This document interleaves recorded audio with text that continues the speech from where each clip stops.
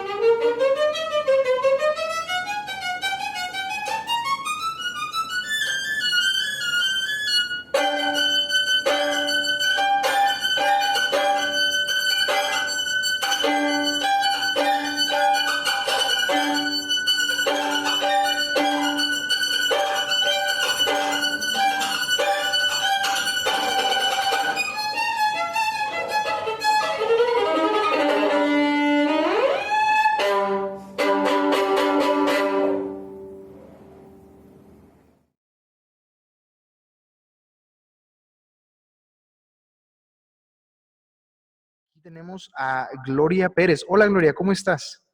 Hola Armando, muy bien. ¿Y tú? También, muy bien, muy contento. Mira, hasta y venimos vestidos iguales, o sea, las grandes mentes piensan igual. Cuéntanos un poquito, Gloria. Yo ya te conozco, es una gran amiga mía, pero cuéntanos para toda la audiencia, Hola a ¿quién eres tú? todos. Bueno, mi nombre es Gloria María Pérez Luábano. Yo nací en Torreón, Coahuila, pero desde los 10 años me vine a vivir a Monterrey por situación de la familia. Acá, estando acá, entramos, digo, porque es mis hermanos y yo, a la Escuela Superior de Música y Danza de Monterrey, y ahí fue donde empecé mis estudios como violinista. Terminé la licenciatura de ejecución de violín el año pasado, en el 2019. Esos son mis estudios, ¿no? He participado en muchos festivales aquí nacionalmente, conociendo a increíbles maestros, con los que he aprendido muchísimo y tocando pues en las orquestas o como solistas en los conciertos que se forman en estos festivales. También me he interesado mucho en la pedagogía y durante mi carrera, durante mis estudios, si he tenido oportunidad de hacer algún diplomado o algo, entro. Tengo certificados del método Suzuki, del Dalcross, de un curso que trajeron maestros de Salzburgo, de Mozarteum, también sobre pedagogía. Y pues es algo que me gusta mucho, aparte de tocar, enseñar. Wow. O sea, me acabas de dar currículum de una persona de 60 y tienes cara de 15. O sea, siendo músico mexicano, siendo una violinista mexicana, así ya, sangre mexicana, 100% mexicana, siendo violinista, este, ¿cuál ha sido tu experiencia en la escena musical mexicana? Eh, Hablando, llámese, hay una mosca, la estoy espantando, no estoy haciendo un ademán, hablando, llámese de pues tu experiencia tocando en general en México, cómo ha sido tu educación, y ahorita, por ejemplo, vamos a enfocarnos un poquito en la parte de la música nacional. También cuéntanos un poquito cuál ha sido tu experiencia con la música de México. Bueno, como música, como violinista mexicana, pues me gusta mucho, no sé, siento que aunque en México no es tan común, o al menos en el círculo que me rodeo, no es tan común estudiar, dedicarte formalmente a la música. La verdad me ha gustado mucho mi experiencia, he tenido la oportunidad de conocer, como te digo, a grandes maestros y a muy buenos amigos durante estos años en toda parte de México. Entonces, la verdad, como violinista a mí me gusta mucho, aunque pues siempre está eso de que no hay muchos lugares para poder tocar o que a veces los conciertos están casi vacíos. La verdad es algo que da mucha pena, mucha lástima porque pues uno sabe todo el esfuerzo que se hace para poder montar, para poder tocar un repertorio y que solo haya 10 15 gentes, pues sí es un poco triste. Entonces siento que por ese lado necesitamos un poco más de difusión, que la gente se, se anime, que la gente se interese en este tipo de música. Ya hablando sobre la música mexicana, pues he tenido más oportunidad de tocar conciertos en orquesta de música mexicana. Como solista solo he abordado unas cuatro obras, ya con estas cinco. Y la verdad es algo que me gusta mucho y que he estado en estos días llegando a apreciar mucho más de lo que ya lo hacía, porque a veces era que, ay, sí está padre la música mexicana, pero pues como siempre lo que más piden son conciertos románticos o cosas así, o barrocas o clásicas, pues la verdad no, nunca me doy el tiempo, porque es de darse el tiempo para poder conocer y abordar más la música nacional, la música de mi país. Y a partir de ahora yo creo que es algo que trataré de tener siempre alguna obra lista dentro de mi repertorio para ser tocada. en tú hablas de que no has tenido tanta oportunidad, que las personas que consumen la música clásica piden nada más, o sea, piden más como autores europeos y que no has tenido casi oportunidad de tocar repertorio pues nacional, llámese incluso, me atreveré a decir, tanto nacional de otros periodos atrasados como nacional contemporáneo, ¿no? ¿Por qué crees que sea este tipo de cosas? ¿Cuál crees que sea como o uno de los causantes de que no haya tanta, como digamos, difusión de la música nacional? Bueno, hablando de la parte del público en general, pues siento que, pues si de por sí en México estamos un poco atrasados con la cultura de la música académica, pues eso es algo que la gente pues siempre está acostumbrada a escuchar los mismos conciertos, ¿no? Las mismas sinfonías, que si les pones algo diferente o ya es como que, "Ah, chis, ¿qué es eso?" Y se tardan un poco en acostumbrarse. Y por otro lado, también a lo que me refería, pues en toda mi época de escuela, de estudios, este, igual como que no estaban muy familiarizados o muy interesados en abordar la música mexicana, entonces no, nunca se pedía.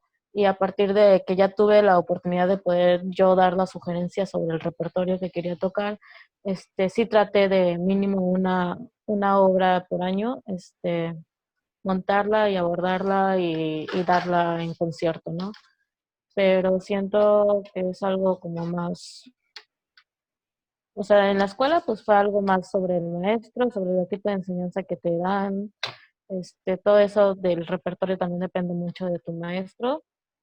Y ya afuera, pues sí es cosa de cultura.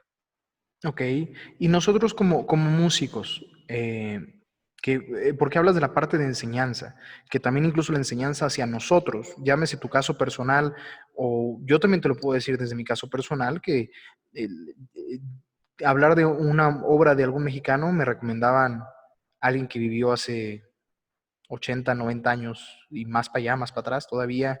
Entonces no hay como la cultura de lo contemporáneo, de lo actual. Y yo creo que es el caso de muchos músicos, tanto compositores como músicos, porque yo creo que los compositores pues, quizás batallan un poquito más por esa parte, ¿no? De que ellos buscan sus espacios y nosotros pues también, pero de una manera diferente.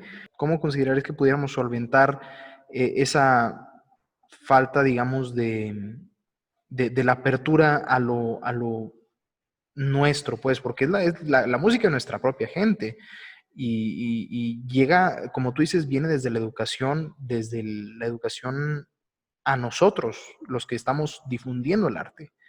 ¿Cómo considerarías o qué consideras que pudiéramos hacer al respecto nosotros?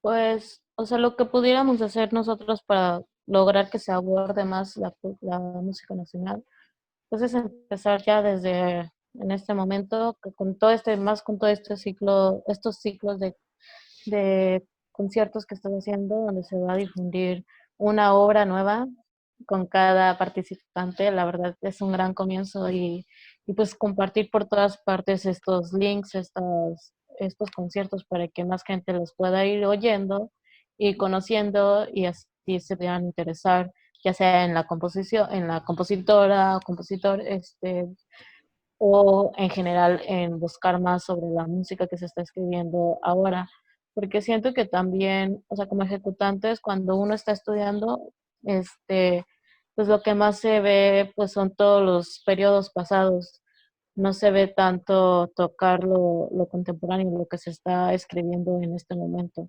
Siento que eso siempre es como un visto más adelante cuando terminas o cuando estás por terminar o cuando ya estás para irte a una maestría y quieres hacer tu maestría en ejecución de música contemporánea. O sea, siento que es algo que se ve como después del primer ciclo de estudio, ¿no? O sea, no es algo que vas en tu segundo año, vas a tocar una obra contemporánea.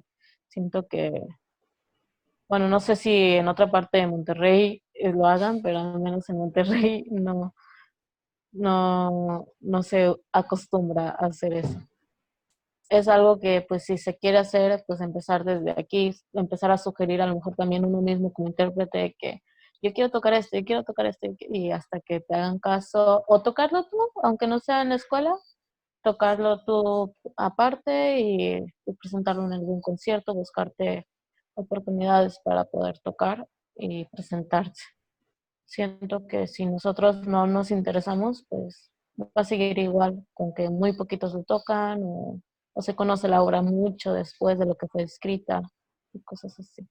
Fíjate que hablas de una cosa muy interesante, de que si nosotros como músicos no nos interesamos, ¿cómo vamos a esperar que las audiencias se interesen, ¿sabes? Si la persona que está tocando está interesada, pues la audiencia se va a interesar. Digámoslo como una formulita matemática a grosso modo, ¿no? Pues es que siento que es algo complicado. Ok, Primero se comienza un poco tarde en esto porque pues al principio vas tocando y vas aprendiendo todo lo que te van enseñando. No sabes nada, pues nada más lo que te van enseñando. Y como generalmente empezamos desde chicos, pues no hay como tanta inquietud o no tenemos tanta conciencia de que existe muchísimas cosas más de solo las 3 canciones que nos enseñaron el primer año. Entonces siento que es algo que va llegando poco a poco con el tiempo y que a veces, muchas veces es simplemente cuestión de gusto. O sea, puede que esté buena la obra y todo, pero simplemente no me gusta tocar eso o algo así, ¿no? Entonces siento que si ya partes eso de que, ok, si me gusta, si quiero intentarlo, pues que lo intenten, que o mínimo que conozcan las obras, aunque no las toquen, que conozcan para que sepan qué pueden recomendar o que existe algo más, ¿no? No que solo volteamos a ver qué se está tocando en Francia, en España, en Alemania, o sea, sino también ver lo que se está tocando aquí en México y lo que se está produciendo aquí. Siento que en general, hablando de arte y de culturas, siempre se voltea a ver a querer ser como otras culturas y no se ve lo bueno, lo que se puede hacer aquí, que ya está bien hecho, o lo que se puede mejorar con las bases que ya tenemos, ¿no? Siento que es como una cultura un poco racista que tenemos hacia nosotros mismos, hacia los mexicanos. Entonces, pues estos ciclos de conciertos son muy importantes porque hablan, yo creo que es lo que, una parte de lo que se quiere hablar pues, de tocar música de gente que nunca voltean a ver para tocar. Entonces, de darlos a conocer y decir que pues también hay músicos buenos en estas dos secciones, ¿no? O sea, también existen buenas composiciones aquí. oye, pues mira, yo me quedo con una muy bonita enseñanza tuya. O sea, este último mensaje, o sea, gente, hagamos caso. Hay que enseñar, como dices tú, Gloria, tener inquietud, hay que enseñar que hay muchas cosas que tenemos propias. Tú lo dices, mira, mejor no lo pudiste haber dicho, yo ahorita lo estoy repitiendo, nomás para que se les, aquí, mira, quede grabado. Pero sí, tenemos muchas cosas muy buenas. Tenemos que empezar a voltearnos a ver a nosotros mismos como mexicanos, a nosotros mismos como país, a la gente que estamos aquí presentes. Muchas gracias, Gloria. Muchas gracias por esa bonita enseñanza, ese bonito mensaje que nos dejas. De verdad, tengan inquietud. Ustedes que ya están quizás un poco más educados en el mundo de la música, o si no lo están, busquemos vernos a nosotros. Dejemos de imitar a los demás, dejemos de imitar a los extranjeros. Es bonito aprender, es bonito traer cosas, es bonito conocer, pero también es bonito conocernos.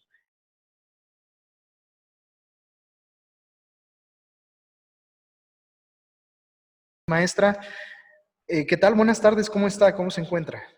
Muy bien, muy agradecida y contenta de estar participando en esta serie de ciclos que estás organizando y que ayudan a difundir y a dar a conocer la música de nosotros los compositores, creadores mexicanos. Perfecto, no, mire, pues miren, yo de verdad estoy muy emocionado y muy agradecido que pueda estar aquí con nosotros. Nada más, mire, quisiera que a todo el público que nos ve el día de hoy, que nos dijera quién es usted, cuál es su trayectoria, pues quién está aquí enfrente de nosotros. Platíquenos un poquito. Ajá. Sí, bueno, yo soy de 1964, nací en la Ciudad de México y comencé realmente a estudiar mm, en un entorno muy relacionado con mi familia, en un centro multicultural que en ese entonces yo creo que tuvo uno de los mejores momentos, la Casa del Lago. Mi papá, el arquitecto Benjamín Villanueva, era el director de ese lugar. Cuando yo era niña, pues, por 1970, 71, pues iba yo, ahí me quedaba casi todo el tiempo, ¿no? Trabajaba mi papá todo el tiempo ahí. Y ahí estaba Juan José Arreola, ahí llegó a ir el Teatro Campesino de Luis Valdés, de Estados Unidos. Llegó estaba Manuel Álvarez Bravo, Rogelio Cuellar, Nunic Sauret, Raquel Tibol, mi maestra de danza, Gladiola Orozco, ahí la conocí cuando tenía yo 7 años, de hecho mi carrera iba por ahí. Tomé por primera vez clases de poesía con José Luis Algarabel. Digo todo esto porque sí fue una parte fundamental de mi creatividad, de mi creación, ¿no? Y finalmente ahí tuve mi primer maestra de piano y de música, de composición, la maestra María Antonita Lozano, que luego crió el CIEM en la Ciudad de México, y donde yo no nada más estudié con ella piano, sino que empezó ella a hacer como experimentos conmigo, me puso a componer, ¿no? Así como cuentos de niños. Entonces, realmente lo que siempre me gustó, la línea es la creación. Después de ahí me fui a Lolin Listli a estudiar con el maestro Mario Lavista, nada más por 1 año o 2, y de ahí me pasé con él al Conservatorio Nacional de Música, donde empecé mi carrera durante 5 años, más o menos 4 o 5 años, y mi principal maestro formativo fue el maravilloso José Suárez. Todo el mundo lo conoce, los que queremos aprender bien armonía y contrapunto. En ese entonces íbamos hasta el conservatorio a tomar clases con él. Y de ahí, por cuestiones de la vida, yo me casé con un violista que se fue a dar clases a la Universidad de Carnegie Mellon, Javier Montiel. Y ahí más bien empecé de nuevo a hacer mi carrera en la composición. Estudié con Leonardo Balada. Bueno, aquí estudié con medio mundo, aquí en México, no nomás con Mario Lavista. Hubo un taller muy, muy importante, piloto de composición, en donde 4 compositores, pilares de ese entonces, Daniel Catán, Mario Lavista, Federico Ibarra y Julio Estrada, se juntaron a dar clases a un pequeño grupo de 6, 7 compositores. Eso duró nada más 1 año. Pero era muy interesante ver puntos de vista tan distintos, ¿no? Sobre una misma obra. Pero mi principal maestro formativo de composición yo lo considero Leonardo Balada en Estados Unidos. Este maestro, básicamente lo que detectaba, él provenía de la Juilliard, estudió con Perischetti, no sé cómo se pronuncia. Pero él decía, mi maestro buscaba que cada alumno encontrara su propia voz. Y yo como maestro lo que busco, y yo cuando di clases como 20 años acá en Cuernavaca, en el Centro Morelense de las Artes, justo dejé este año de dar clases. Buscaba también sacar en cada uno de mis alumnos su propia voz. Yo siento que cada ser humano tiene una labor y una voz única en el mundo, y que lo mejor que va a poder hacer, su verdadera virtud, es desarrollar eso a lo que vino, ¿no? Entonces, cuando fui educadora, o como educadora, yo lo que buscaba era ese tesoro escondido. No que todos se parecieran a mí o que todos compusieran muy bien desde el punto de vista técnico, no, sino tratar de detectar en cada uno su propio, sí, pues su naturaleza escondida, ¿no? Es la que brillara. Y eso es porque eso es lo que me enseñó este maestro, Leonardo Balada, que para mí fue muy valioso, ¿no? Estuve ahí 4 años y luego otros 2, yendo y viniendo. Hice mi licenciatura, mi maestría, regresé acá, gané la beca Rockefeller para un grupo de música contemporánea, el Pittsburgh New Music Ensemble, y en colaboración allá en Pittsburgh. O sea, realmente donde tuve mis primeros grandes triunfos fueron Estados Unidos. Entonces ahí siempre ha habido una especie de colaboración con el país del norte, ¿no? Ahí hice realmente mi carrera, porque empecé de cero, ¿no? Y ahí tuve a mi maestro más importante, Leonardo Balada. Y también estuve haciendo música para el departamento de drama de la Universidad de Carnegie Mellon, que para mí fue una experiencia maravillosa, porque el nivel es altísimo, ¿no? Entonces yo creo que como dicen, la cola del ratón, la cabeza del león. Bueno, mi nivel era más bajito que el de los demás, pero eso para mí fue muy bueno porque me hizo crecer mucho. Y finalmente, luego en 1999 gané la Guggenheim, y lo que estaba haciendo es un poco mezclar la educación, dar clases con la creatividad. Nunca dejaba de componer. Y me interesa mucho la investigación también, creo que se complementan, me ayudan a entender mi proceso creativo, el lugar del mundo en el que estoy. Entonces se han dado en esas, y en este año, el año pasado gané la beca del Sistema Nacional de Creadores, y ahorita sí, por estos 2, 3 años estoy un poco ya más enfocada a componer. Espero que mis mejores obras, o bueno, obras mejores que las que he estado haciendo. Esa es básicamente mi historia. Me encantó lo que dijo de su propia voz, manteniendo su propia voz y haciendo su propio arte. Eh, Qué bonito que usted pueda hablar sobre enseñar a sus estudiantes con su propia voz y que ellos puedan desarrollar su propio arte y usted que durante su vida, a pesar de lo que esté haciendo, siga cultivando esta propia voz. Eh, y bueno, dígame, en este caso, dígame, en la obra que vamos a escuchar el día de hoy, que es Canto Oscuro para las Rosas Negras, dígame, ¿en qué se inspiró? ¿Cuál es su motivación? ¿Cuál es esa voz? ¿Qué es lo que quería expresar con esta obra? Sí, bueno, se juntaban varias cosas. Una, el sentimiento, cuando uno está muy enamorado, con un gran deseo, siempre hay un poco algo de dolor, ¿no?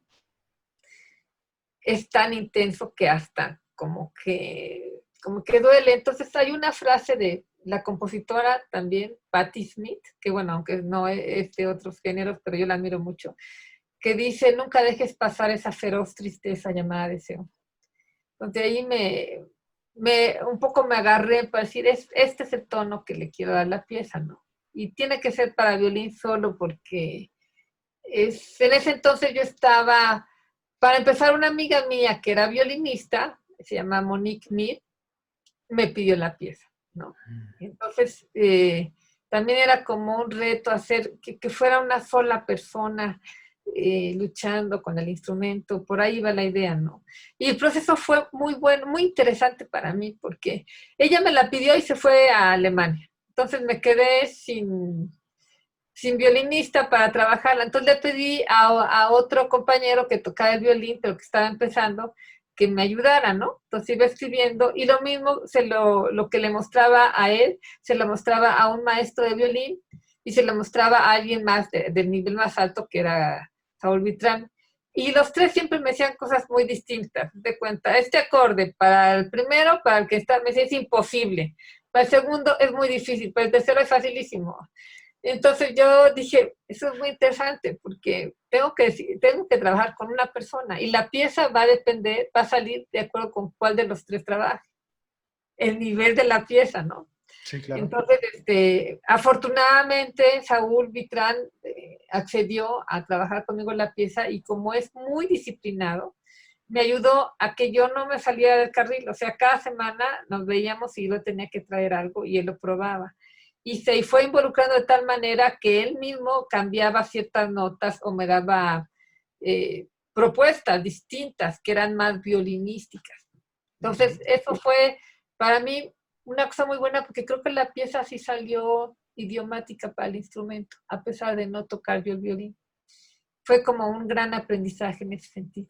Pero sí trata de expresar, y bueno, hay dos fuentes. Una, la obra para violín solo de Bach, a la que nunca aspiro de acercarme, pero sí que sigo admirando profundamente.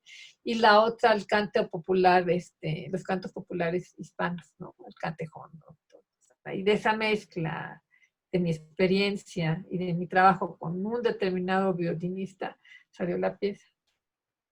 Su labor como artista y su labor como ser humano y como mexicana, ¿cómo usted la pudiera describir?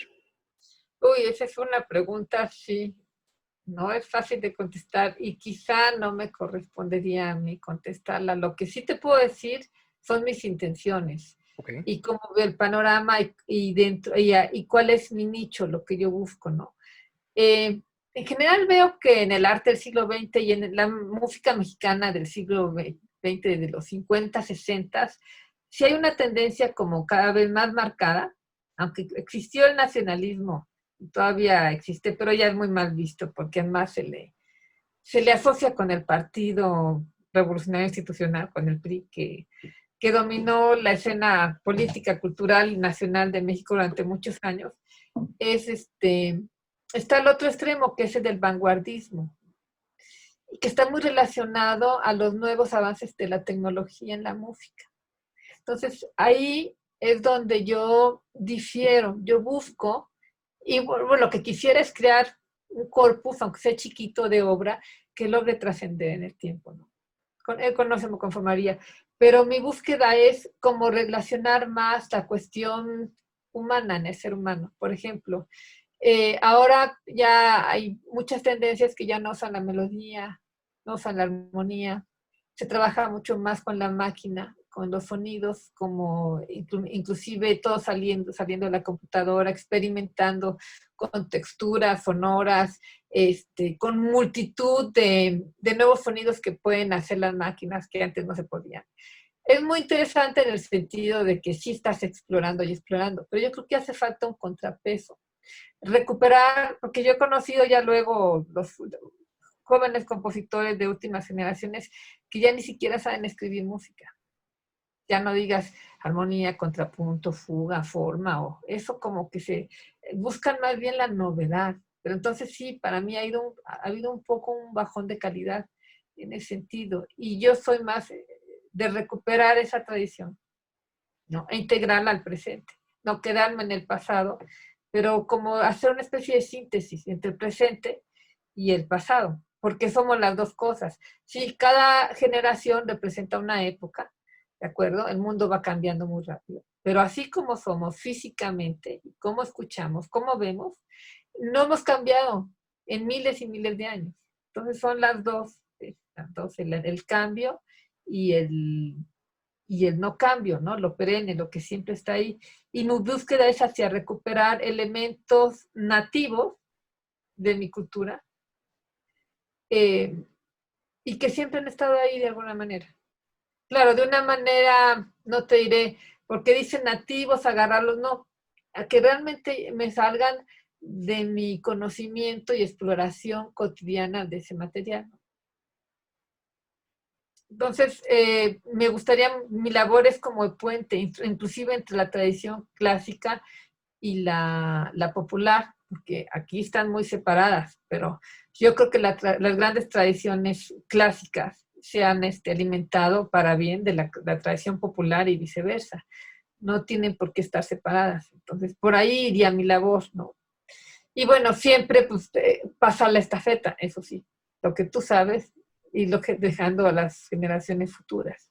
En México hay muchísimo que hacer, o sea, es un país de una cultura, de una riqueza cultural enorme, pero que ha estado muy abandonada, sobre todo desde el punto de vista cultural. Los últimos 30 años, si uno ve ahorita la educación media de la gente en México es bajísima, muy, muy baja en general. Entonces, hay que, la labor hacia el futuro es ir, sí, enseñando a las nuevas generaciones, pues todos estos elementos perennes, eh, muy valiosos, porque han estado siempre ahí, forman parte de nuestra naturaleza. O sea, yo le voy al arte humanista, al arte humano, en contraposición al arte puramente mecánico o maquinal que está como invadiéndonos, ¿no? Un poco así lo veo yo. Sé que es una postura debatible, muy criticada, pero sí siento que hace falta ese contrabalance de algunos creadores. Y ese sería mi aporte, si puedo llegar a darlo. Maestra, y entonces, en este pasar de estafeta, en este aporte que usted quiere dejar, eh, ¿qué cambio usted considera que México o las nuevas generaciones en cuestión al arte, y en cuestión en específico a la música, en cuestión al ser humano, eh, debamos de buscar o debamos de visualizar? Bueno, para empezar, porque lo humano es universal. Claro, uno es limitado como persona.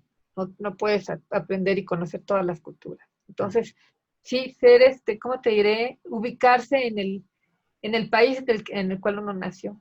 Conocer nuestra herencia. Y no nada más musical. O sea, sí, cultivarse, educarse. Mientras más sepas, inclusive no nada más de música, de literatura, de filosofía, hasta de ciencia. Yo ahorita estoy aprendiendo la geometría y creo que me va a ayudar mucho a aprender a estructurar porque la geometría fue en su tiempo una de las grandes artes sagradas en la cual se basaban todos los artistas antiguos, ¿no? Hasta el Renacimiento. Mientras más, bueno, leer, no sé, yo ahorita estoy descubriendo a Rosario Castellanos, quiero leer a Carlos Monsiváis, que ahorita está de moda, conocer a nuestros poetas, y inclusive a los compositores mexicanos novohispanos, a los compositores mexicanos barrocos. ¿Qué se hizo en el siglo XIX valioso? Algo se debe haber hecho. ¿Qué han hecho nuestros antecesores, ¿no? En el siglo XX. Más que de hablar de compositores, yo hablo de obras, porque a veces hay una obra de un compositor que no es muy conocido, pero es muy buena. O sea, estar bien ubicado en tu tiempo, formándote, sí, eso como esa curiosidad universal que tenían los hombres, bueno, inclusive grandes genios como Goethe, que sabía no nomás de literatura, sino de biología, de química, de ciencia, de, eso va enriqueciendo de alguna manera tu mundo interno y eso es lo que va a salir en lo que haces, ¿no? Entonces, sí, ser consciente de tu herencia, conocerla. Si no te la dieron en la escuela, pues uno se pone a cubrir esos huecos, ¿no? Ese sería mi consejo. Y bueno, yo como durante 20 años lo hice, yo traté de enseñarles a mis alumnos eso, ¿no? Yo tuve una crisis muy fuerte de identidad cuando estaba estudiando en Estados Unidos y me tocó un maestro muy bueno, muy famoso, fue el que sucedió a Arnold Schoenberg cuando dejó la cátedra, que es Lucas Foss. Y me acuerdo que le decía, es que yo quiero ser mexicana, pero estoy acá y también quiero ser universal. Y ahí le decía todo mi dilema.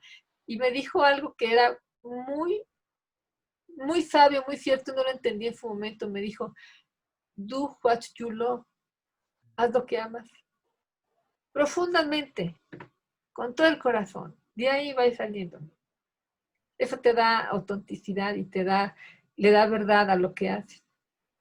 Pues con esto de hacer lo que uno ama y de encontrar su identidad y de enseñarnos a investigar quiénes somos y quiénes fuimos, miren, nos deja una enseñanza y nos deja para pensar de aquí a para siempre, ¿eh? O sea, y esto ya es una enseñanza muy fuerte que usted nos deja. Muchísimas gracias, maestra Villanueva. Y pues muchísimas gracias de nuevo por haber aceptado la entrevista. Gracias por su sabiduría y gracias por esta plática tan amena que tuvimos el día de hoy. Espero que así como yo voy a llevarme un granito de lo que usted me dio, que es muchísimo, así espero que todos los que estamos viendo el día de hoy esta serie de recitales Música por un Cambio, en verdad busquemos generar un cambio. Gracias. Gracias a todos ustedes que nos acompañaron el día de hoy en esta emisión de Música por un Cambio. Gracias a Gloria por su interpretación y a la maestra Villanueva por esta gran obra que escuchamos el día de hoy. Así como gracias por el mensaje y las palabras que ambas nos dedicaron. Cuestionemos nuestras acciones, cuestionemos nuestro pensamiento y hagamos un cambio. Los invito al día de mañana a que escuchemos la siguiente interpretación de Gloria al violín tocando la obra Between Worlds del compositor afroamericano Carlos Simon. No se lo pueden perder. Nos vemos el día de mañana para continuar esta serie de recitales Música por un Cambio. Les recuerdo que en la descripción del video se encuentran los links para hacer las donaciones tanto a las asociaciones Racismo MX como a Castle of Our Skins. Por favor, donemos, que esta lucha no se quede en un ideal, se vuelva a acciones. También los invito a que nos sigan en las redes sociales, en Facebook como Música por un Cambio, así igual en Instagram, para que puedan seguir esta serie de recitales y para que puedan ver todas las cosas que más se vienen a futuro. Gracias a todos ustedes por habernos acompañado. Y bueno, yo soy Armando Ortiz Montenegro. Que la música sea el cambio que el mundo necesita. Hasta luego.